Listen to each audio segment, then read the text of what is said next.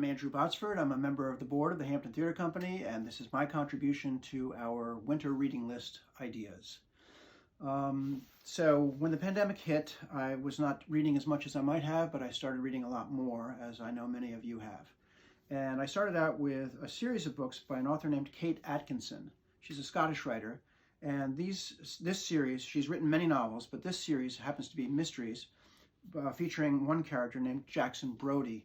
And they are wonderful novels. They are not just mysteries. They're much more like a regular novel in terms of the characters, the depth of the characters that she introduces, and they're wonderful. So I highly recommend Kate Atkinson.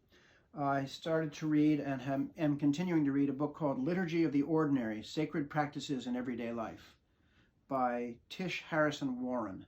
And this is a book that I got turned on to by an op-ed piece I read in the New York Times about the period before Christmas and the annual solstice, the winter solstice. Two plays I've been reading on and off are The Last Days of Judas Iscariot by one of my favorite playwrights, Stephen Adly Guirgis. And it's not a play that I've seen, but it's a play that I want to read. And The Cocktail Party by T.S. Eliot, which is a play that I never even knew that T.S. Eliot had written a play. And here's The Cocktail Party. So I'm interested in that. I've been reading the collected short stories of Amy Hempel. I'd read that before. Amy Hempel is a wonderful short story writer that works at Stony Brook, Southampton now, and was a colleague of mine while I worked there, and fantastic writer. This is her latest collection, Sing to It by Amy Hempel. I highly recommend her short stories. Another colleague of mine and a good friend, Roger Rosenblatt, and Quag resident, is Cold Moon on Life, Love, and Responsibility. That's Roger's latest book, and it's another highly recommended book. I am not taken to reading gigantic novels. I have not been for a long time.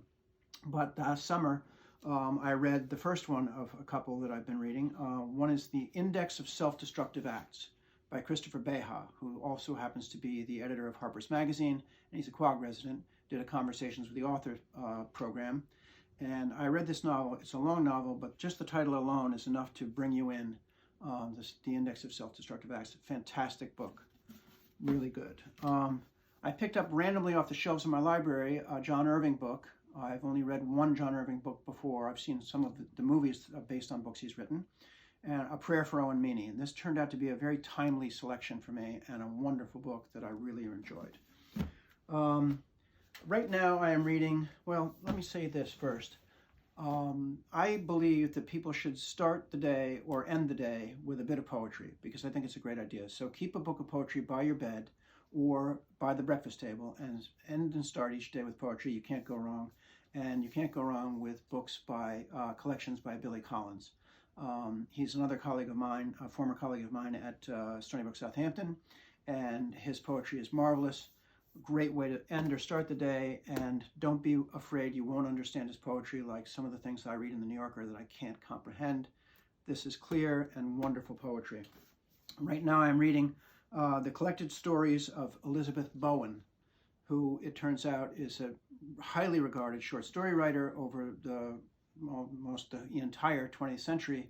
And I didn't know much about her, if anything, and I'm really being taken with her stories. I'm starting with the ones in chronological order that she wrote in the 1930s, and we'll be working my way forward. Wonderful stories.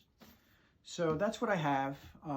It's a lot, but there's a lot of time on our hands, and I hope you take on whatever reading you like, and we will all get together again soon when we don't have time for reading because we're putting on live theater.